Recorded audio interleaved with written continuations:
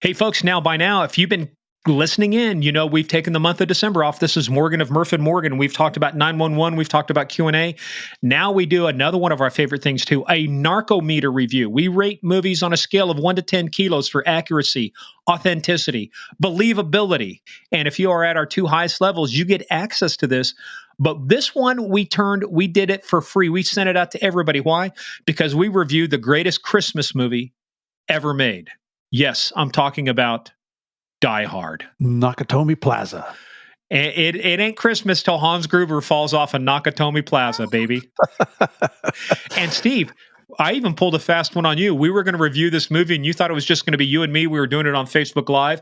I had my Christmas hat on. I had my sweatshirt that says, "Now I have a machine gun, ho, ho, ho," just like what in the movie. And who did I bring on as our special guest?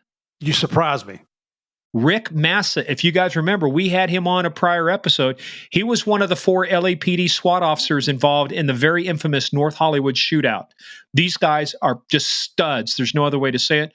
So we brought Rick on to discuss one of the most, I think, erroneous lines in the entire movie is where the SWAT commander goes, "Maintain your reconnoiter."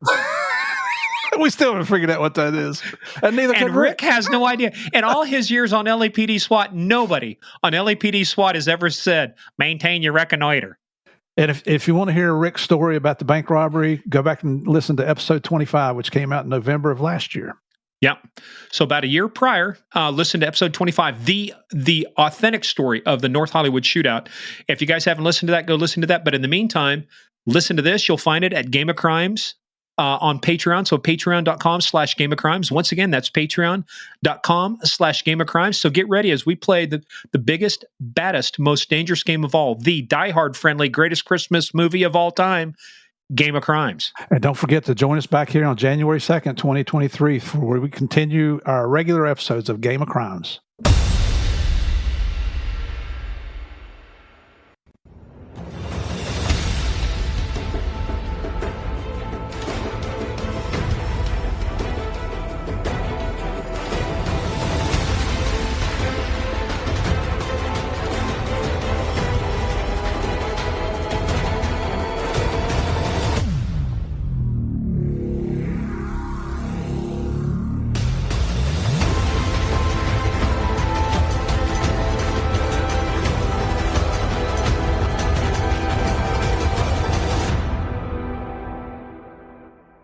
Well, Merry Christmas. Oh, I love this stuff. Don't you just love that music, that whole thing your buddy did for us? Isn't that fantastic?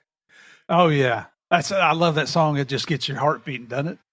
Yo, and guess what, guys? We are live. Yeah, we're already getting some comments back. Johnny Redcorn said, yo. Or I said, yo, back to him. He said, hello, Murph and Morgan. So, Johnny, how you doing there? Thanks for joining us. Hey, guys. Yes, we went all out, or at least I went all out. Murph bought a red shirt. It's not even red. It's not a free shirt. I actually paid for this one. It looks like it's orange. Hey, there's Jackie. Jackie.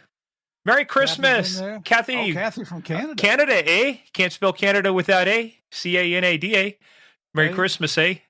But you see, I have the man. I have the fat man. Let me get my finger in the right place. Where the heck is he? Right there. Stop. Right there. There he is. By the way, I did dress up for this. It's my best hat. Now, I have a machine gun. Ho, ho, ho. Yeah, but it has no bullets. So not to worry, anybody. I have bullets. Trust me, I've got bullets. Hey, but anyway, everybody, we want to thank you. We've been planning this one for a while. Look, the whole reason this got started, first of all, Die Hard is the greatest Christmas movie ever made. But we made a tactical error back, I think it was in July. We were doing our Narc-O-Meter review. And we looked at this. There's Gavin, howdy from Texas. Heather, hey, Heather, how are you? Merry Christmas. Merry Christmas to y'all. So we put this in one of 3 movies that we were going to review. And people were saying, no, we should save this for Christmas. And we were like, you know what? That's right. Hang on a second. So I'm going to assign somebody. I got a special guest for you. So you all just hang on. Hey guys, I don't know what he's doing here. He won't tell me. I'm not sure what's going to show up here. We're all going to find out together. You're going to find out together. So, but he'll be with us in just a second. So hang on there. I know that you just joined in. Hang on, because I got a special surprise. So, hey, but before we do this, guys, remember, this is a freebie. This is normally we only do this for our folks on Patreon. So we want to tell you just a little real quick about Patreon and Game of Crimes on Patreon.com. So let me show you a couple things here real quick. We want to say thank you guys for doing this. One of the other things you can see, though, here, too, is we've got a 12-part series about Pablo Escobar that Steve and Murph are a part of. So you all got to – what's that? Who's that? Pablo who? Pablo Escobar.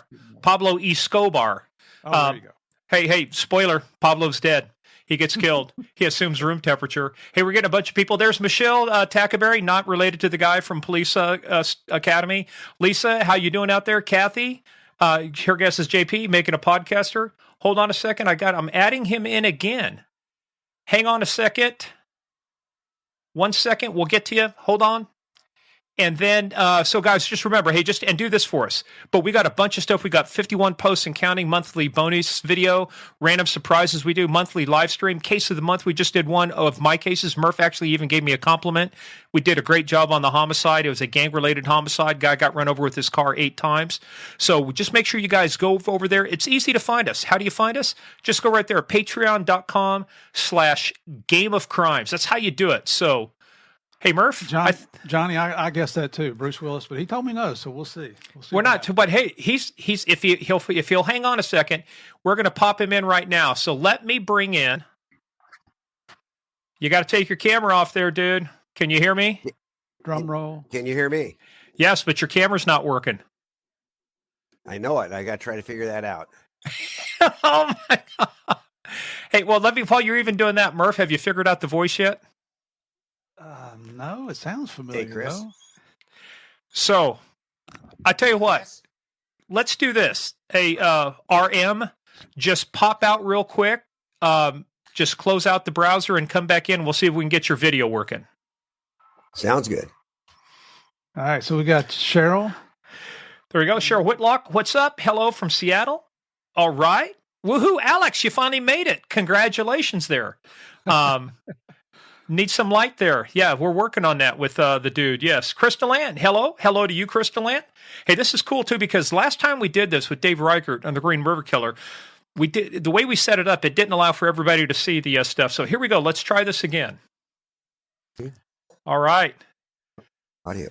There we go. How's that? Well, you're a little okay? dark.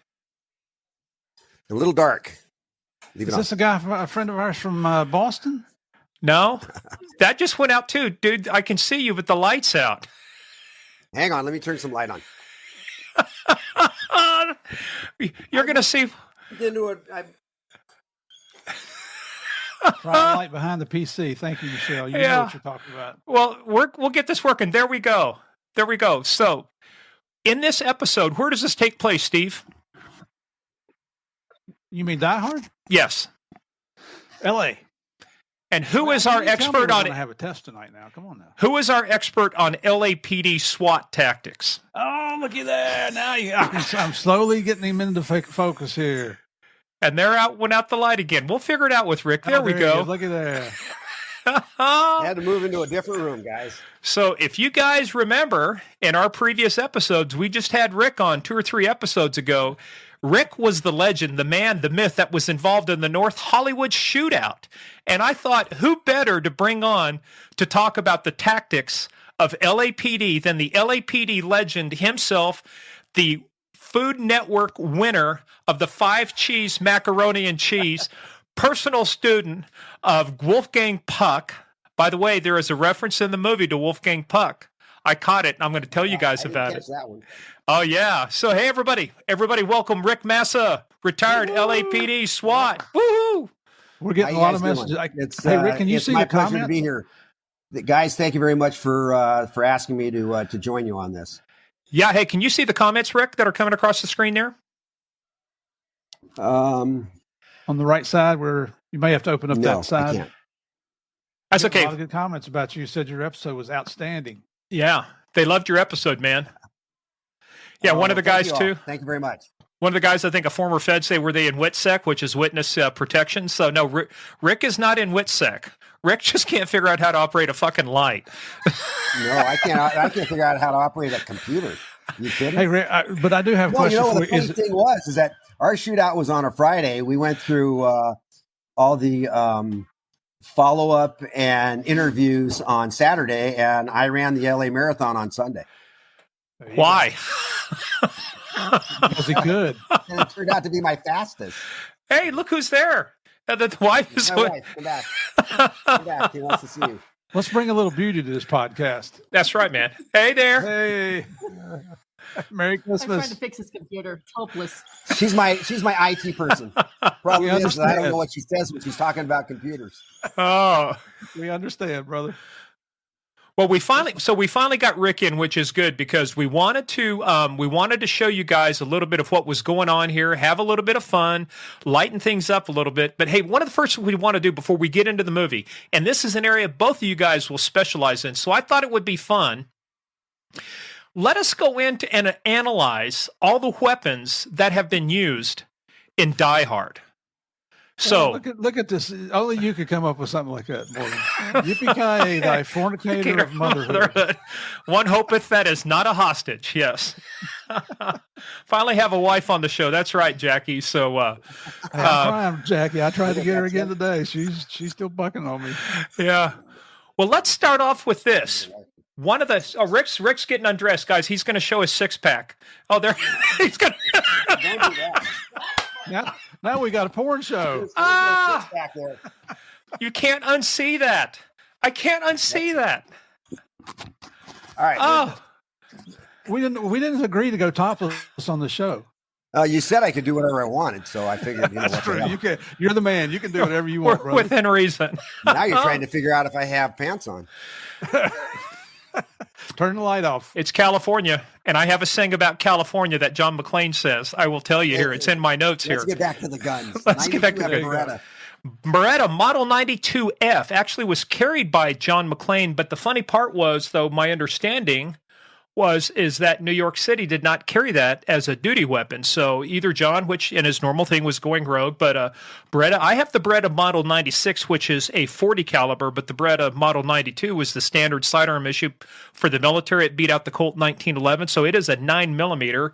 That was also the weapon that was issued when LAPD went to automatics, semi-automatics. That is the choice the department went with, was the Beretta 92F as an issued weapon to uniformed police officers. That's a big, heavy gun. It is. Carries 15, so 15 in the magazine. But I'll tell you what, it's a great gun. My Model 96, it's a Centurion 40 caliber, but still solid weapon. Great. I mean, right out of the box, you got target competition shooting. I think it's really good. This one's carried by John McClane, and actually, when we get into the notes, you'll see John on the plane in this shoulder holster saying, "It's okay, I'm a cop." And my first thought was, it was not that easy, even in the 80s, as a cop to board a plane with a gun. I mean, I had to go pick up prisoners, but still, we'll get into that in the notes in a second. So this was also the gun that was carried by the pistol that was carried by Larry Phillips that he committing suicide with. It was the 92F.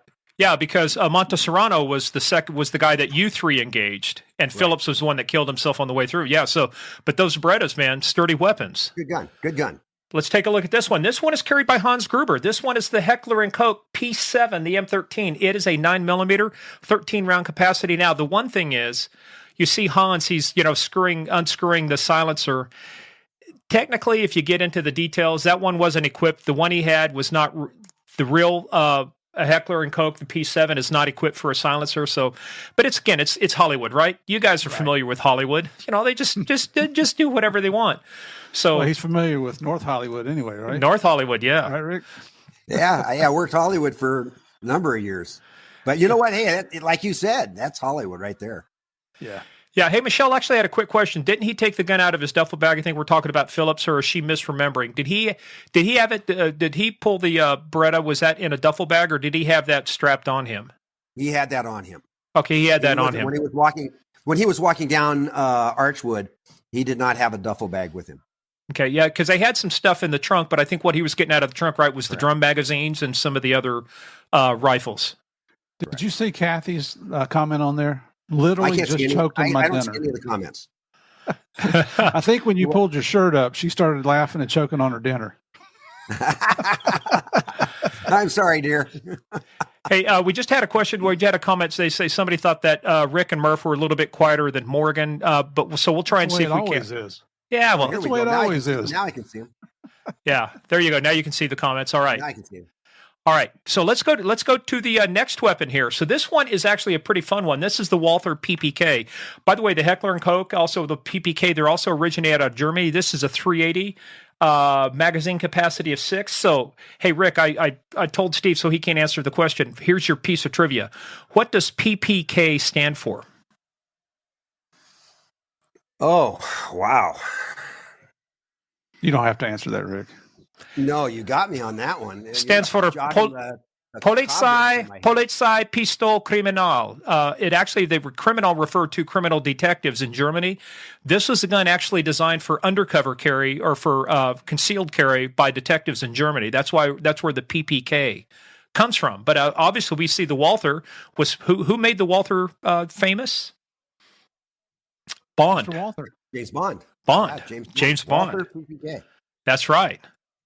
Let's take a look at this one. This one is the standard issue. This one we have to ask you about, though, Rick, because Sergeant Al Powell is carrying the Smith & Wesson Model 15, which was able to carry what was called plus P loads, which was extra pressure. The 38s couldn't carry that, but the Model 15 could. Was this a standard issue before the Beretta? Yes, it was. Actually, that is the weapon that I have in my shadow box. The same weapon that was that I was issued in 1971. Way before all of you were even a thought. Hey, I was in grade school. I was in junior high at that time. Yeah, yeah, that's it's a 4-inch. That's a nice gun. You know, when Javier and I were in Bogota, I had a Model 15 snub. That was my ankle gun when we were up in Medellin working. And we just saw Miss Sherry Foster come in here. Thank you very much, Sherry. Yeah, that might Sherry be our guest for next week. By the way, Sherry is our guest next week. You know what she did, Murph? Did you get that? She sent a gift box, which more guests should do, from Harry and David. I just got that today. So, Sherry, you are freaking awesome. I can't believe that. Thank you. Michelle was in kindergarten in 1971. Yes. I saw that. Hey, Gerald's from Wisconsin. Hi from Wisconsin, home of the Cheeseheads. All right, let's get into the next one here. Oh, I got to come back over to this screen to do that, though. All right, this one is the Walther P5. This one is the 9mm 8-round clip. Same kind of thing. It was designed for more undercover stuff, but this one is carried by Heinrich. You'll see Heinrich. Spoiler alert, most of the terrorists get killed. Heinrich's one of them that gets killed, but this is a weapon that Heinrich carries, and you'll see part of what Heinrich does is he is responsible for, I think, the detonators and stuff like that. So we'll talk about that in a minute.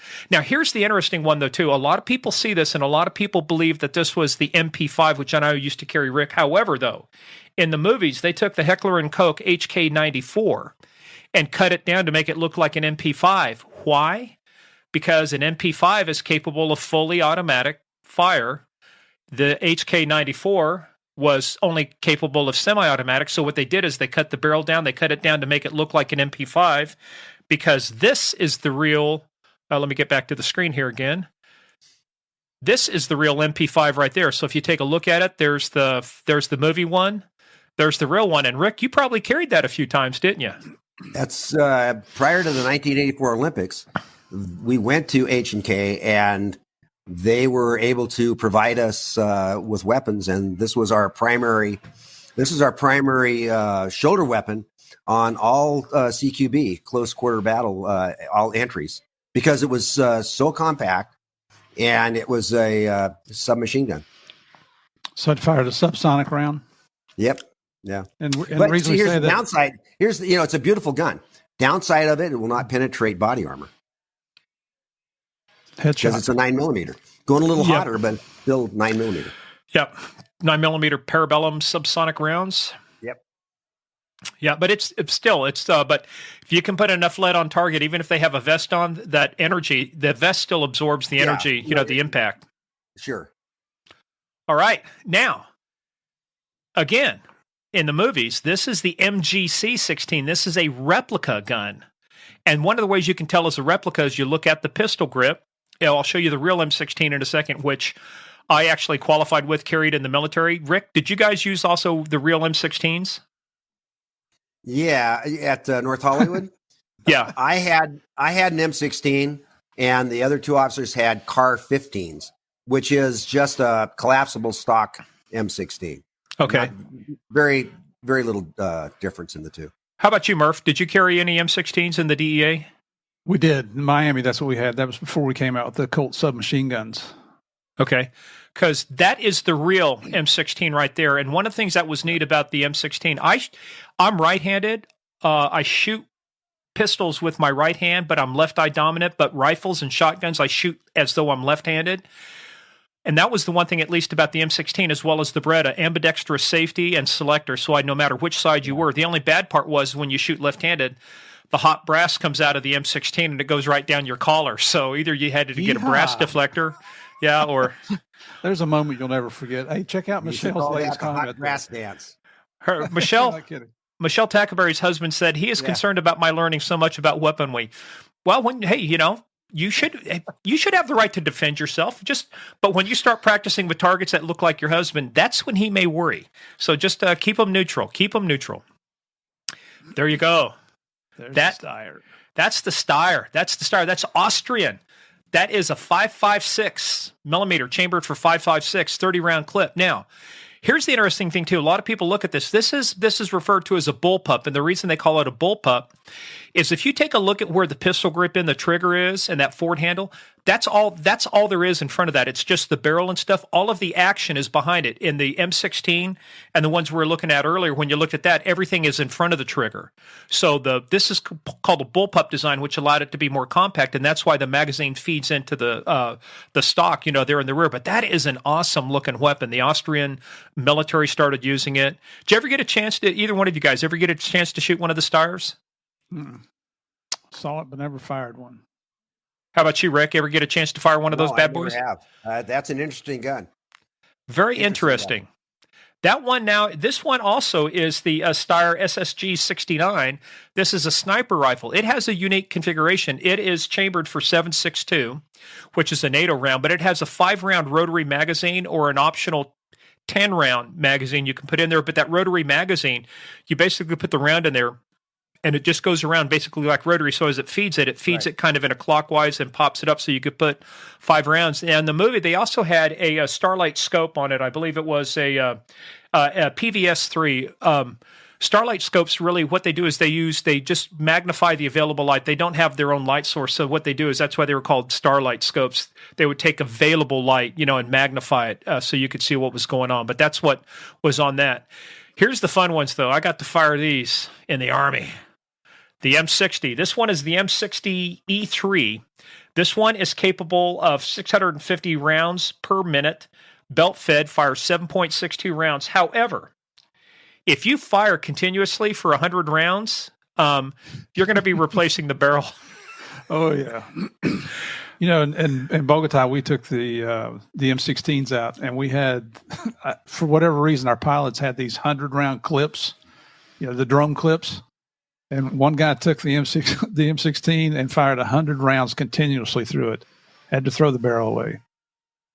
Yeah, it says on this, too, when I was looking at the stats, it said that the sustained fire capability is limited. Firing 100 rounds per minute requires a barrel change every 5 minutes. With 200 rounds per minute, a barrel change is required every 2 minutes. Marlon is late to the game. I'm sorry. You're late to the game. There is a penalty involved. I will send you an address to send beer to. All right. He's signing up for Patreon, so leave him alone. Oh, well, hell, then we'll send you a beer. All right. A former U.S. probation officer from the District of Kansas. All right. Kansas City Division. That's Go Kansas. Former state trooper here. No. Yeah. One person from Kansas on the show at a time, please. That's all we can handle. Yeah. Hey, by the way, Becky Parvin says, love you guys, to die for. Been listening from the beginning and started watching Narcos this week. All right. Just remember, they couldn't find anybody to play Murphy. So. Oh, I got to show you something. Give me just a second. Oh, no. Well, Rick already showed us something. I don't want to see that. Leave your shirt on. Well, while he's doing that, we'll finish up with the last firearm. It's the This one is the first one was the M60E3. This one is the M60, and you can tell a difference in basically in the bipod. And if you look at the pistol grip on the front of that, this M60E3 you'd actually could pick up and hold in shoulder fire for a while. But then the M60 that was basically bipod setup. So, Steve, what do you got? What do you got? I mean, you got a boner. What is it? A Christmas gift from Javier's wife, Beverly. This is Steve Murphy from Narcos. It's looked like you could look at your action grip, though. I'm sorry. What are you grabbing with that action grip, Steve? Well, it takes two hands, right? That's what we're holding. That's it right here. He even has his own little 9mm. Oh my God! You know what? See, though, he's got a bulletproof vest on. We never wore a vest. I had somebody send me one that's a same thing. It's a SWAT cop. Oh yeah, it's just right down to the detail. It's sure. It's You see the resemblance? Yeah, he's got more hair though. Michelle was talking about that actually, and Nicole Sullivan actually had a good question. She said, "Were all these guns used in Die Hard?" Yes, they were.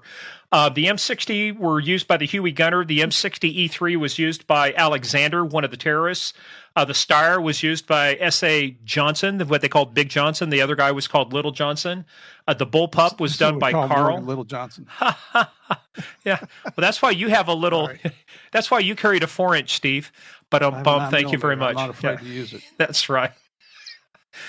That probably pops more often than you do now. But anyway, I digress.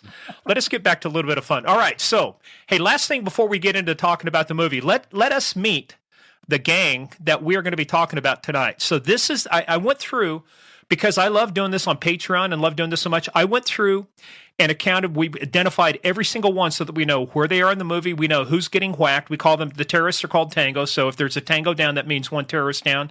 So you've got Hans as the leader. Carl is his second in command. And Tony, back in the back, Vresky is Carl's brother. You've got Franco, Christoph, Alexander, Marco, James, Fritz, Yuli, Theo, and Eddie. So you've got 13 tangos that are going to get started in this movie. So I say let's dig into the movie, right? You guys ready to play the biggest, baddest, most dangerous game of all? The game of crimes? Yeah, let's bring it on. All right. Couple quick pieces of trivia. Steve, I know you got a couple. Rick, you're along for the ride, pal. Just sit back, relax, and enjoy the ride here. We got some fun stuff for you, though. This actually was adapted from a 1979 novel by an American author called Roderick Thorpe, and it was called in his 66 novel, but it's called what was it called? The Detective. No, it is well, what was it called? Dang it, you got the name of the book? No, I saw it earlier. We'll find it here in a second. So, see, Die Hard based on book. We'll find it here real quick. Nothing Lasts Forever. That's what it was. Nothing Lasts Forever. Right. By the way, Marlon says, Murph bought your Manhunters book over Thanksgiving and reading it now. Hard to put down. Really enjoy it. Well, thank you, brother. Most people read it in the bathroom. That's why it's hard to put down. You got to finish your work before you can put it down. All right. Gerald says, let's ole. No, let's play. Let's not ole, Gerald. Let's play the game of crimes. We don't ole the game of crimes. We play the game of crimes. Anyway, I digress. Let's get back to our regularly scheduled thing. So if there's anything that's the definition of a hostile takeover, this movie is it. But, hey, but that's the truth. Hey, but think about this. Kathy wants to know, can they get the book in Canada? Yes. Go to the DEANarcosite.com. No, go to eBay. Oh, go to eBay. I'm sorry. Yeah. Go to eBay. International has to go to eBay. You still get an autographed book though. Well, doesn't your site link to the eBay site? Probably, because I know nothing about it. I have a professional named Jeff that takes care of that. That's what a site should do. Anyway, so what's one of the first things I noticed about this? I'll let you guys know, but one of the first things I noticed is, first of all, McClane is armed on the plane, which I know experience in flying. That's very difficult to do. Hey, but Steve, as a Fed though, when you guys had to fly, just say domestically, what did you guys just get on the plane? Did you have to file paperwork? Because we always had to file these yellow forms and go talk to the captain and do stuff like that.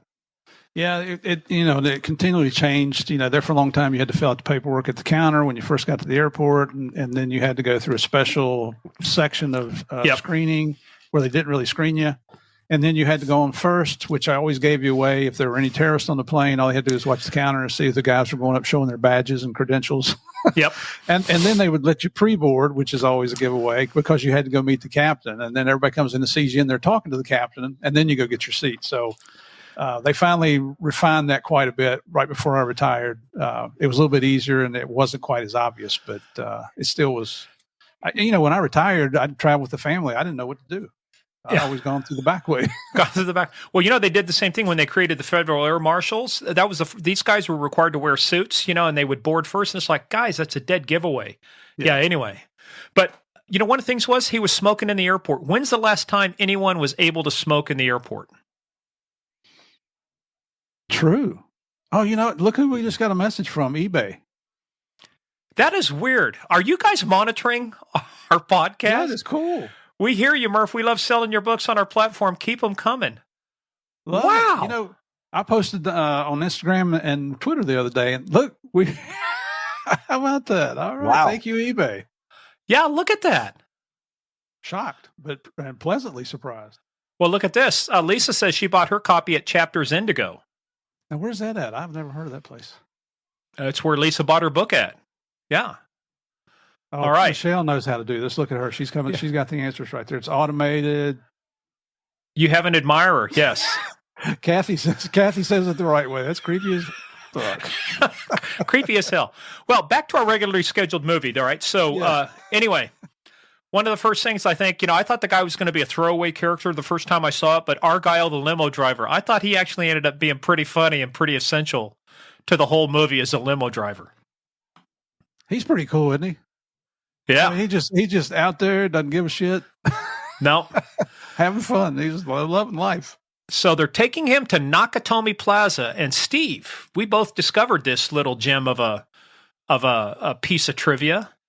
Nakatomi Plaza is in reality the headquarters for Fox Television. No, 20th Century Fox. 20th Century Fox. There you go. Which, by the way, who's the movie made by? 20th Century Fox. How about that? I can't wait till 20th Century Fox pops in here and says we're big fans of yours. Let's see if they do that. Well, and here was the odd thing about that, because I saw this while we're doing the research also, that 20th Century Fox charged itself rent to use that building in the movie. Everything's Sounds a profit like center. Government. It is, like man.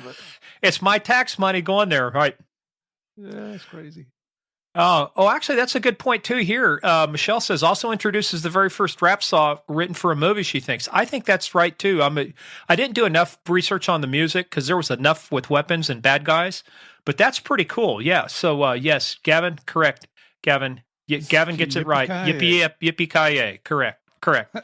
All right. The internet is always listening. So is the NSA, Eric. So is the NSA. So as we get into this, so they go to Nakatomi Plaza. But the funny part was, so John, what happens? He gets dropped off there. Argyle says, I'll wait for you if something happens. That's great. But this is the part you were talking about earlier, Rick, about the California reference. So he goes up to this party. He walks in. First thing, he gets kissed by a guy. And what does he say? He goes, fucking California. Yep. Hey, Rick, you with me there? Oh, I'm sorry, Rick. I didn't know if you vapor locked or what over there. It might be. It's early for you, man. No. My Wi-Fi is going in and out, so sometimes I lose you guys. But yeah, okay. Isn't that the truth? Welcome to California is exactly right. And get kissed by a dude. So he walks into Holly's office, and of course, what's Harry Ellis, who is the biggest douchebag in the entire movie, which he plays his part well, right? Yeah. Snorting coke off of her desk.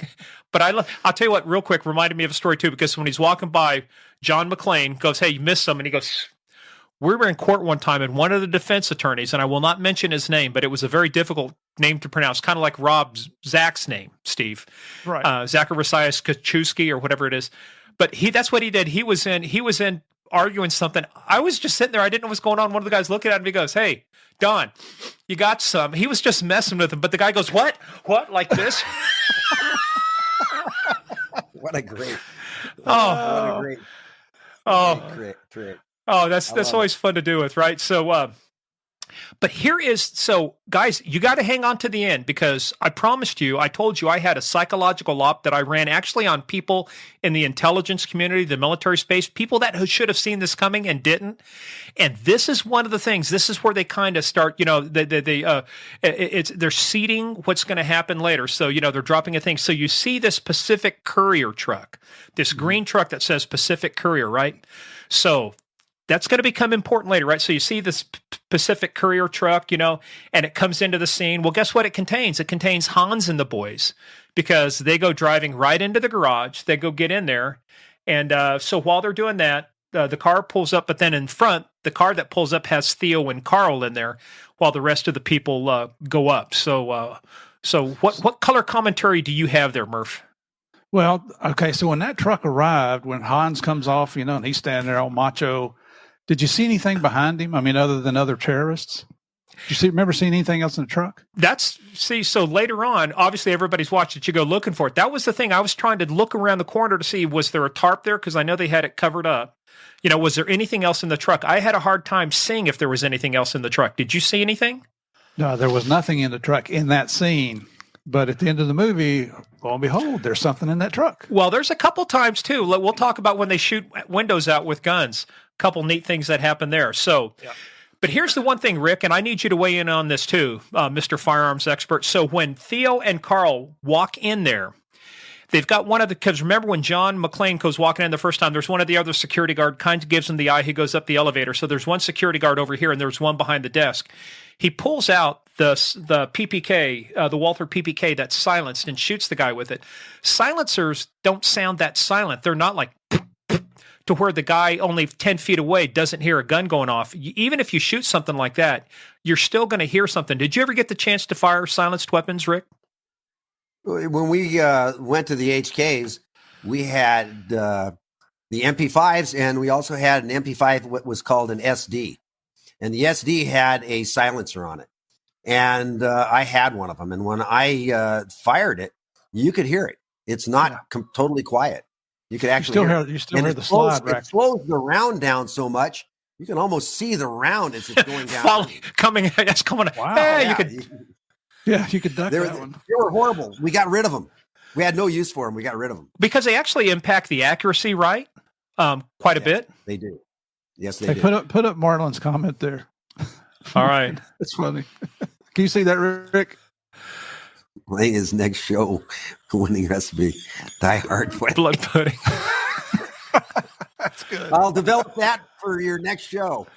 Well, and if you do it like you did last time, you wouldn't have even cooked it. So, folks, here's a little thing. If you didn't listen to the episode, Rick won a recipe by never actually ever making the recipe before. He just put it together and submitted it.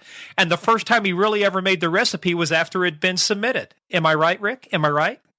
Yeah, no, the first person that ever made it, when I got the word from Food Network that they were going to use that recipe, I called my wife and said, "You better make it because we got to find out what it tastes like." I built the recipe on paper. I mean, I knew how to, because I was working with Wolfgang. I knew how to build recipes, and I knew what went into it. And I built that all on paper first. Nobody believes me. Wait, look, and we had several people show the actual results on the fan page and on the web page. They actually took pictures. They actually went and did your recipe. So Eric says he'll stick to the mac and cheese. No, dude, you got to do the real mac and cheese. So anyway, as we go up though, so it's funny though, because you can already start to see the scene being set up, because you got to wonder, how does John McClane end up with no shoes and just in his undershirt, t-shirt, and pants? Well, he's in the private bath, kind of washing up, getting ready to go up. And guess what? One of the first things Theo does is he hacks into the communication system, shuts down all the elevators. And then Tony cuts into the communication systems. You can see him with his little saw. That's Carl's brother, cutting those things out. And then what happens? Carl comes along with his little chainsaw and just starts going right down the line, cutting all the telephone lines. But there's only one line in, which they need for the front desk. And then guess what happens? That's when all the bad guys go to the 30th floor and shit starts happening. Right? Yep. They start firing. But the one thing I noticed I didn't see enough of, you guys have fired enough weapons to know this too. I mean, I was out to the range just last week with my son, and I'm firing. I've got my Glock 23. He's got an AR-15 300 black. Anyway, but you shoot enough. There's enough brass. I'm looking around. I'm going, where's all the brass? For as much as they shot, you should have been slipping and falling on brass, because if you've ever been out to the range and stepped on 3 or 4 casings, it's like, whoa, it's like a roller skate. Especially on the slick floor like they had in that office building. Yeah. Oh, I tell you. Anyway, but so now you got McLean running around in his tank top T-shirt, which we'd call a wife beater these days. I was reading about the trivia on this. They used a total of 17 different T-shirts for him in that show, and they were all, each one would be a little dirtier, a little bloodier, a little bit more torn. Yeah, 17 of those. 17. Well, dude, I might go 3 or 4 days and not change my shirt. I know you do that with your underwear, so I mean. I can say that like it's a bad thing. What the heck? No, man. We're saving the planet. Save the planet, right? So that's right. But the one. How do we go from mac and cheese to underwear? What's going on here? It's an art, man. It is an art form. But the one thing that always gets me. This is the one thing when I watch this. I just, you want to reach through the screen. I can't remember who said it one time, but keep your booger hook off the bang bang trigger. Too many people run around in this movie with their finger on the trigger. They're jumping down, and it's like Did Alec Baldwin not teach us anything? Keep your finger off the damn trigger. True. Along the frame. Along the frame. That's right. It's easy to bring your finger back, but I'll tell you what. All it takes is one little jump. It doesn't take that much pressure to pull a trigger, and you jump down or you move, that finger goes bang. 3 to 5 pounds of trigger pull. That's it. And that's not Depending much. on the gun, you're right. It is not. So now we get all the terrorists come in. The one unbelievable thing I thought, Hans is doing a very good job as a terrorist, I thought at the beginning, because he's saying, where is Mr. Takagi? And then he starts reciting all these facts. Dude, if you got all these facts, are you telling me you couldn't get one fucking picture of the guy to figure out who he is? You've got everything else but a picture of the guy. No, I'm sorry. He's the... well, but again, it's Hollywood. But, but the other thing, though, too, if I was playing devil's advocate, I might say Hans was doing that for dramatic effect because he wanted to see, would Takagi come up. But anyway, he finds out, who Takagi is, and they are, you see, with this much planning, you think you would have known. And then obviously it cuts to another scene. Now what they're doing is they're seeding something else again. You see John's looking out the door, and you see a crate, and it says guided missiles, which they're not guided missiles. That makes it sound like they're surface to air missiles, man pads, but anyway. Oh, wait a minute. We saw this in a movie. It's all got to be true. Hollywood sounds better to say guided missiles. That's right. No, and you know what? You picked up on it. They got their point across. Time to move on. Yes. And Chris actually nails it too. Theo, which is Clarence Gilliard, goes on from being a douchebag terrorist to becoming a good guy, Jimmy Privet. But Chuck Norris is so old now, it's called Ranger Texas Walker. Thank you very much. Oh, sorry. I apologize that for I kill me. Yeah, Chuck could probably still kick my ass. I stopped Chuck Norris once. Did you guys know that? He let me off with a warning. Yeah okay, there we go. I'll bet. But anyways, it's one of those things. They always have to kind of have to seed it so that you remember that it's happening later. They foreshadow it. It's what they call it in the writing and stuff. So you see that going, so that's going to happen somewhere, right? But then here's the one thing though. McLean is going. He's wondering why he hopes Argyle hears the shots. Rick, you've been in the building. Steve, you have too. You're up 3 or 4, even 3 or 4 floors. You're not going to hear shots going off, much less 30 floors up. I mean, you're not going to hear that kind of stuff going on. And especially if you're in the basement in a limo with the music going on like Argyle was, and rocking out, you're just not going to hear jack, are you? No, not at all. That's true. And it doesn't even have to be any sound baffling or anything. It just, the sound's not going to carry that far. Well, and neither is radios, because that was a huge challenge with firefighters, and I know for law enforcement too. Rick, you guys had to have that same issue with some of the high rises you had there. You get far enough inside a building, you start losing radio communications and even cellular communications because the walls and the steel and everything are so thick. How did you guys work around that when you got into a point of where you're going into an area? Did you have just basically point to point communications, or how did you guys continue to communicate? Yeah, we when we were going into a building. We either used just point-to-point visual with the team. We had it was really bad communications, depending upon the building, the high-rises. We trained in a lot of high-rises downtown, and that's when we realized that it's not the best venues for activities.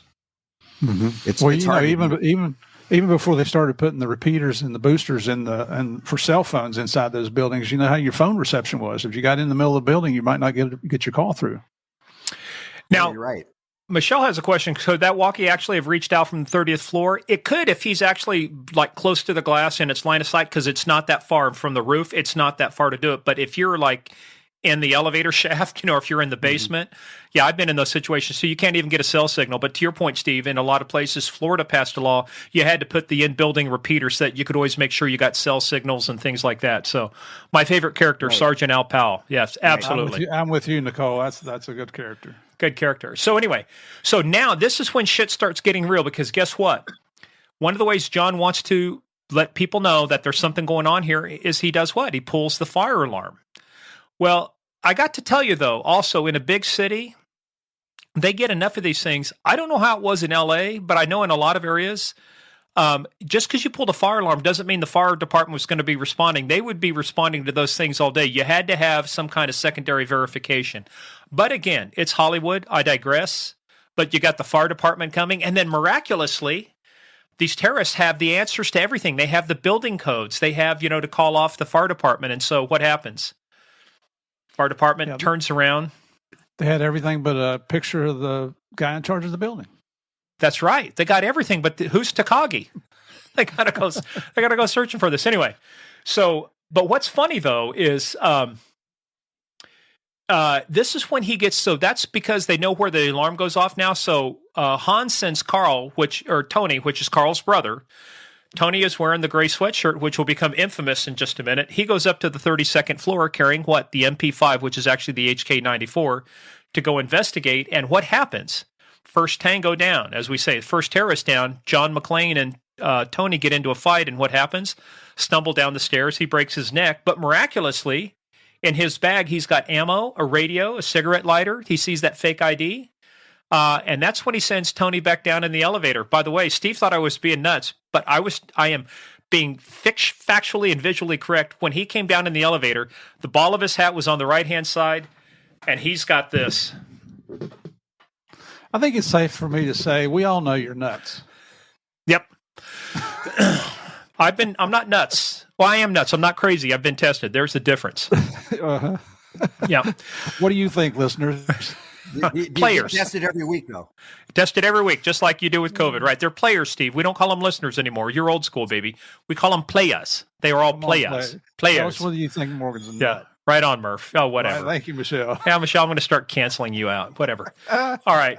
But which is plausible, I think. The next thing is McClane is on top of the elevator car. Now he's overhearing. But he's doing something that's smart, too, if you guys saw what he did. He had a Sharpie. I don't know where he got the Sharpie from. I guess everything is available there. But he listens, but it's actually a very smart thing. I thought it was actually tactically one of the best things you could do. He starts writing down people's names, because now you want to know how many do you have, what are their names, what's their hierarchy. So I thought that was pretty good. Marlon says he stepped on a glass Christmas ornament barefoot one time. Yeah. Dude, that's a small sliver. John was walking on glass. He had glass up to his knees. He was, but here, I'll just put it up there for you guys to read, though. So,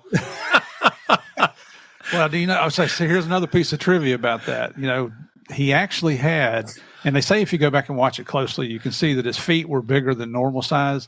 He had on special made shoes that resembled a real foot as he was going across. So he actually did go across the glass, but he had protection on his feet. I didn't know that. That's interesting. See, useless trivia will never help you anywhere else in your life, but right here on Game of Crimes. And you say I was the master of useless trivia, man. You are soon catching up, right? I'll have to take a closer look at that next time. Yeah, me too. So now we know Heinrich now. Heinrich is one of the bad guys that we showed you. He starts planting the detonators. He has the detonators. So obviously Carl's takes the news bad, the brother of Tony. But McClane goes out to the roof. This is the funny part. This is where LAPD gets involved now. Hey, that's a Vancouver. That's a Starbucks cup, isn't that, Rick? Yeah. I've got several of those from around the world. Those are actually pretty good cups there. They were. I have several too. If I like yours. Aquafina. Yeah. Is that Vancouver, Washington, or BC? BC. BC. All right. By the way, so here's the fun one too, though. He's calling out on that radio, which just miraculously happens to be, I guess, Channel 9 on the CB as well. This is a multi-use radio, which LAPD always monitors, right, Rick? LAPD monitors Channel 9 all the time. Yeah. And then what I love was, though, she gets on the communication supervisor, and I used to, when I was supervisor, my wife worked communication, they would do the same thing. Hold on, I'll plug in. You'd get a supervisor come over, plug in with their headset so they could listen to what's going on. She did that. And she starts saying, hey, this channel is reserved for emergencies only. And I like John McClane's reply. No fucking shit, lady. Do I sound like I'm ordering a pizza? I like that. I like that. Well, I'll have to report you to the FCC. Fine, send them to me. Just send somebody out here. So send them now. But that's when they hear a little bit of gunshot. That's where I think they think starts going on, because Carl then finds him and then takes the first shot at McClane with that Steyr AUG, that bullpup. I mean, that's an awesome looking weapon. I wish I could find one of those. I'd fire it. But at the same time, guess who's loading up on Twinkies, though? Sergeant Al. Sergeant Al is out there loading on Twinkies. Was that a required snack for LAPD, Rick? Did you guys on SWAT, were you required to eat Twinkies? He was getting those for his wife. Don't take his crap, Rick. He was getting them for his wife. He wasn't getting them for his wife. No, she wouldn't take them. Are you kidding? Although, you know what? They do fit in your in the backpack and the BDU pouch pretty well, so you always have something with you. Yeah. And they never go bad. They never expire. And they never go bad because of all the stuff that's in them. Yeah, they opened up a time capsule from 300 years ago. There were Twinkies in there that were still edible, man. I'm telling you. Hey, so I got a UFO. I got to talk to you about this, though. So the one thing is, the dispatcher, when she reaches out to Al, says, hey, we need to investigate a code 2 at Nakatomi Plaza. Is that just made up stuff, or is there actually a real thing called a code 2? Say that again? So when the dispatcher sends Sergeant Powell out to investigate this suspicious stuff at Nakatomi Plaza, right, she says, investigate a code 2. Is that just made up stuff, or is that a real LA? Well, code 2, when they send a call out, it's usually a go investigate like a code 30, which would be a burglar alarm. Code 2. The code 2 means that go straight to that call. Don't stop for anything in between. So in other words, if you see a ticket or don't stop for a cup of coffee, go straight to the call. Okay. Well, so there's a little bit of authenticity then in the LA Comm Center. That sounds good. So he's loading up on Twinkies. So this is the part where Carl, Fritz, and Franco, now they're chasing McClane all over the place. From the roof down there, they're getting into gunfights, right? This is the infamous scene, which I've seen these Christmas ornaments hanging. All you see is just the picture of John McClane crawling through the air duct, right? So that's the scene. He says, yeah, come out to the coast. We'll get together. We'll have a few laughs, ha, ha, ha, as he's crawling through an air duct. But why is it Carl is this close to ventilating John McClane? All he had to do is put a few more rounds in there, and everybody always stops 6 inches from their ultimate goal. Steve, 6 inches is actually like this. Just fisherman, right? I could just never understand. But again, it's the movies, right? If they'd shot and killed John McClane, it would have been a very short movie. It would have been Die Hard, very quick. Movie's over. We'll see you later. The reason why that is because it's in the script that way. Yeah, see, I say that to my wife, and she tells me to kiss her ass. So it's in the script. We all tell you that, but you just don't listen. Hey, you know what, too? I posted on LinkedIn that this was going to be on tonight, and actually got a response back from John McClane. Believe it or not. His response was, so glad you love my movies. And he attached a cartoon, and it's an individual pulling out one of those air ducts from overhead. He says, don't forget to leave cigarette shoes and a Twinkie in the ductwork for John McClane on Christmas Eve. That's right. The real John McClane. And believe it or not, he's a police officer. He's the chief of police in Bellevue, Kentucky. Son. Wow. That's Bellevue, cool. Kentucky. It is. Salute. I don't know how big is Bellevue. Hey, Siri, how big is Bellevue, Kentucky? Bellevue has an area of 26,018,912 square feet. Oh, I should have asked. Hey, Siri, what's the population of Bellevue, Kentucky? In 2019, the population of Bellevue was 5,721. Yeah, small town, 5,721. Salute. There it is. Hey, eBay, did you see that message? eBay's listening, Murph. You got a fucking stalker. That's cool. Put that up so everybody can see it. All right. So now that we know that Carl Fritz and Franco are chasing John McClane all over the place, he gets into the air duct. Guess who comes out there? Sergeant Powell. Sergeant Al drives up in his squad car. Now, when I looked at those, if you looked at those are the Chevrolet Caprices. I mean, that's was used about that time, but you could tell that they were surplus cars for two reasons. Number one, I mean, they just totally looked mild out. But number two, do you remember always in that A-pillar, they used to put the hole for the spotlight, so you'd put the spotlight through there. So if you look close enough at the A-pillar, there's this big glaring hole where the spotlight used to be. Welcome to the party, pal. That's right, Michelle. That's coming up. Welcome to the party. So what happens? Now we get into another. Heinrich now sends Marco up to help. So Heinrich says, "Hey, Marco, go help." McClane confronts Marco and Heinrich. John nails Heinrich right in that scene, right when they're coming in there. He gets him before Heinrich can do anything. And then Marco goes nuts on the table. That is the weirdest looking table. It's like in angles like that. I don't see anyway, but he's crazy. He's shooting. Dude, hop off the table and shoot below the table. Again, movie would have been over. But again, what does John do? Pow, pow, pow, right? Right up through in the crotch. Right in the crotch, man. That's got to hurt. Testicle shots, man, they always hurt. I mean, whether they're a knee, a foot, or a 9mm from a Beretta. By the way, that is one magic Beretta because I never saw him have any spare magazines, but that thing never seemed to run out of ammo the entire movie.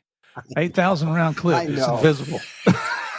Even Connie was watching that. She's like, why didn't he just jump off the table and shoot the guy? Because it was in the script, right, Rick? Asshole. That's right. It's in the script. Automatic reloading machines. Oh, man, it is. It just automatically reloads your weapon. Automatically reloads itself. Yeah. Yeah. So by now we've got 3 tangos down. So we've got Marco, we've got Heinrich, and we've got Tony are all down. And this is how finally John gets the attention of everybody out there. Welcome to the party, pal. What does he do? He takes Marco and throws him out the window, and he lands on the hood of Al's patrol car. Now, get your attention. I think that'll get your attention. So anyway, so what happens after that? Of course, puts it in reverse, and about the same time, this is the part, continuity error. I know it's in the script, Rick, but it's still a continuity error. What do? They shoot out the window with the M60, and they start shooting at him. And then when they show the second part of the scene, what do they show? The window breaking again. How does that window magically reappear and then get broken out twice? It regenerates Hollywood itself. magic. It's like a self-loading magazine. I can just keep shooting. It's like the 12-shot revolver, and the 3,000-shot semi-automatic gun. Man, it's the gift that keeps on giving. Now, it's even better when they're using a wheel gun and they start shooting past the 6, 7, 15 rounds out of a wheel gun. We all know it's 6. Now, and look at Nicole's comment, because common sense doesn't come into it. Common sense isn't common. Yeah, really, Nicole. Yeah. I know. Look, this is movies. It's suspension of belief. You got to just suspend your belief in reality to go to these movies. But again, another quick trivia. By the way, who passed on this movie? Arnold Schwarzenegger, Sylvester Stallone. You said who else did? Robert De Niro. This thing was made for $25 million. It grossed $145 million. So Bruce Willis was laughing all the way to the bank, I'm sure. Well, he made $5 million for that movie, the first one, and at that time in 1988, that was an unheard of amount for a tier 1 actor. That was a buttload of money. Now it's commonplace today, but ton of money back then. That was a ton of money, $5 million. But in those dollars too. But think about what the franchise did after that. I think there were a total of 5 movies, 4 or 5 movies. I'm not sure. I think there were 5 movies. They're still making them too. Oh yeah. The last one was in 2013. I think there'll be another one. Die Hard. As I fall off my walker with Chuck Norris. Exactly. Ranger Texas Walker. So, but now here's the one. Here's the part that I caught that I want to bring to your attention, Rick, because I need to know if you actually know this guy. So Richard Thornburg was played by let me see here, was played by William Atherton. He's a good actor. You've seen him in a lot of stuff. He is there talking. And one of the things he says, I think he's trying to talk a lady into going to dinner with him. He says, yeah, come on out to dinner. He says, Wolfgang and I are very close friends. I know he's talking about Wolfgang's restaurant there, not too far from, I'm sure, where everything's going on. So how many restaurants does Wolfgang have in L.A.? Oh, he's got quite a few. And the one they're talking about would be Spago. Spago is down. Yeah, that's down in the Century City area. Jackie nailed it, though. I can't see anyone else playing that character except Bruce Willis. I agree, because I can't see Sylvester going, yo, Adrian, toss me a magazine. I just don't see that happening. Well, and Nicole's saying that Frank Sinatra also passed on the movie. I didn't know that. Frank, that would have been a little out of his swim lane. I didn't realize that. Well, I mean, he could have been a musical. He could have sang. Well, hey, he could have sang the music at the end of the, I'm dreaming of a white Christmas. Yep. So anyway, guess what happened? So Rick, this is when your contribution becomes highly valuable now, because guess what? Massive police response starts coming out. John finds detonators and C4s in Heinrich's bag, obviously after he toasts Marcos and Heinrich.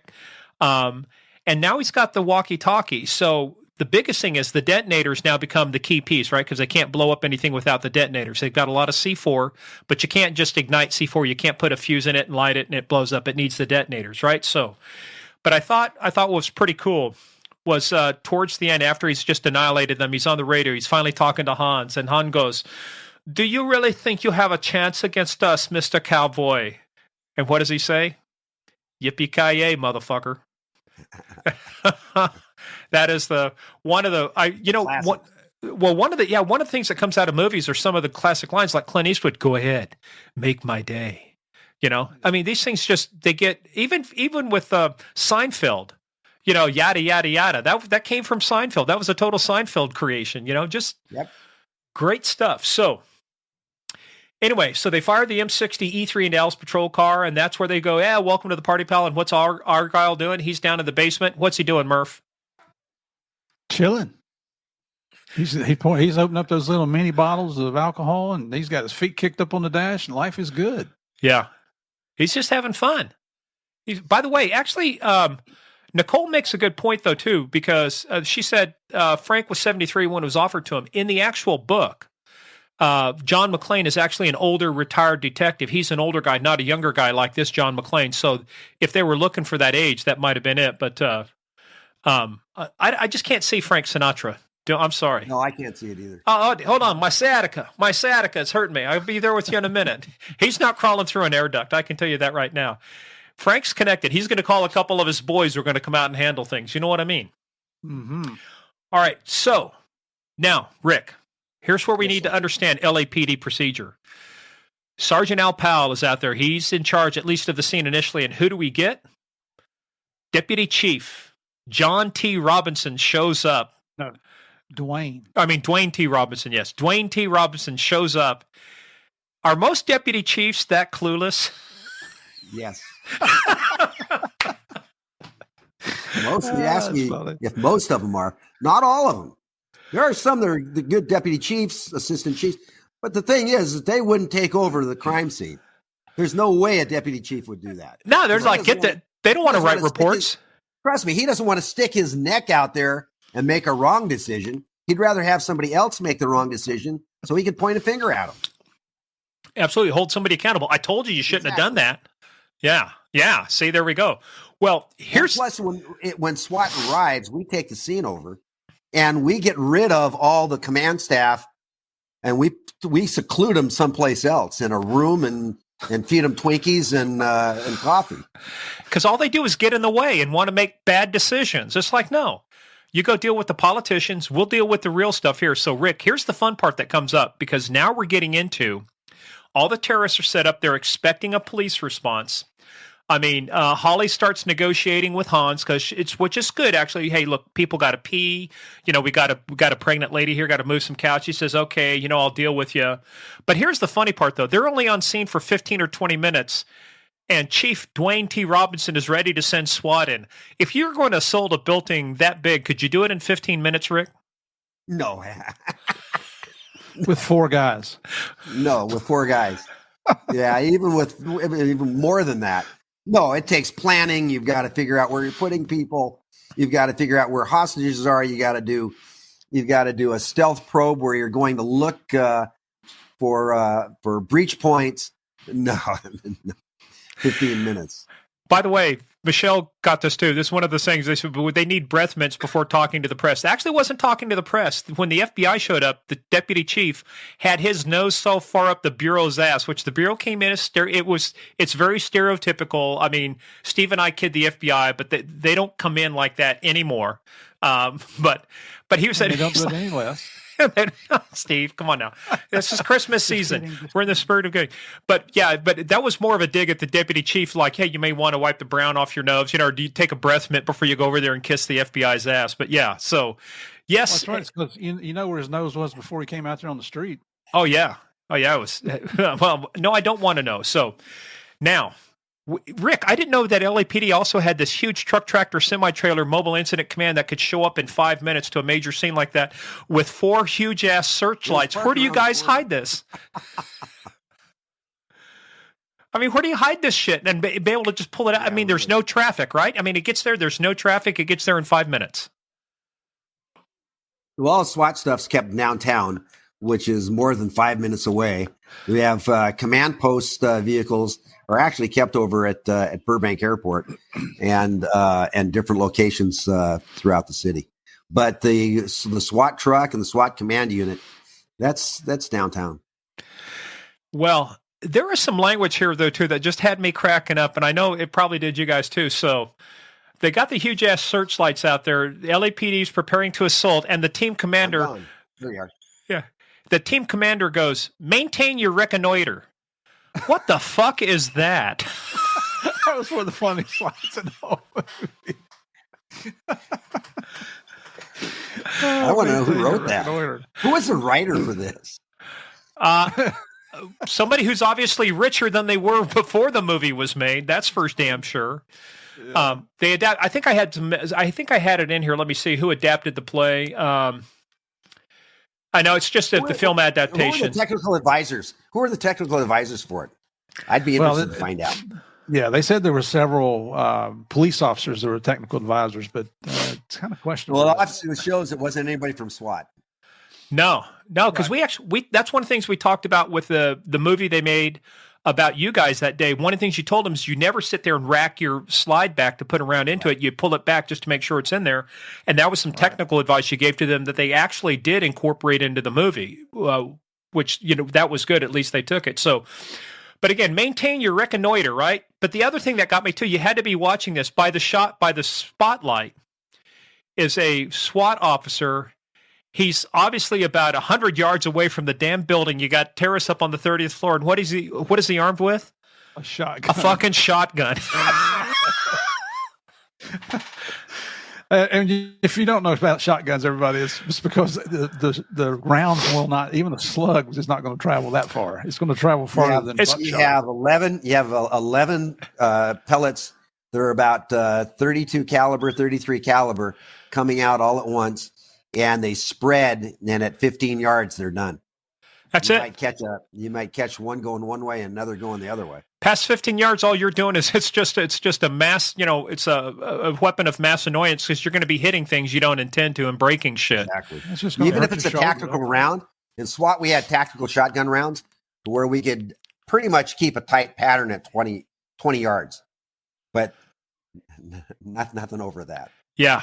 Anyway. And Johnny brings up a good point that in LA there's no traffic. That was the first clue of a Hollywood magic there. Yeah, that's right. Oh yeah, Johnny, you're right. No traffic in especially in Hollywood. Of course.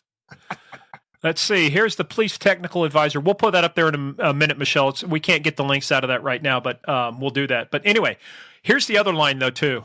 And this is the one everybody has asked about, Rick. You got to weigh in on this. So you got Theo in there watching the cameras, and what do? They start sending only 4 guys. And he says, here they come in standard 2x2 cover formation. Can you confirm or deny, is there ever a technique called standard 2x2 cover formation? I never heard of it until I watched it the other day. Well, see, you've been deficient in your never- training then. You guys should have been using this. These are awesome tactics. By the way, I didn't know you guys were equipped with lock picks either and acetylene torches that you carry in your backpack to cut through Why stuff didn't like you just that. break the glass to try and get in instead of pick the lock? That's what the bad guys did. They Good shot the Lord. glass out. Here's the thing. Everybody knows you're there. You got searchlights. There's gunfire going off. Shh, be very, very quiet. We're hunting tailwhists. Don't break the glass, Give me a break. Just kick in the damn door. Throw a flashbang in there. Do something. I remember the movie from years ago, but then I watched this just 2 nights ago, just for your podcast, and I couldn't believe it. They had to pick me up off the floor at work because I was laughing so hard. It's crazy. It is. Oh, I know. And guys, you think we're dogging it, but again, it's the greatest Christmas movie of all time. Let's just It get is that clear. great. It really It's is entertainment. good. You gotta, if you can account for all the Hollywood that goes into it, it's a really good movie. But if we're looking at it as far as the technical aspect of it, it's horrible. Yeah. It's horrible.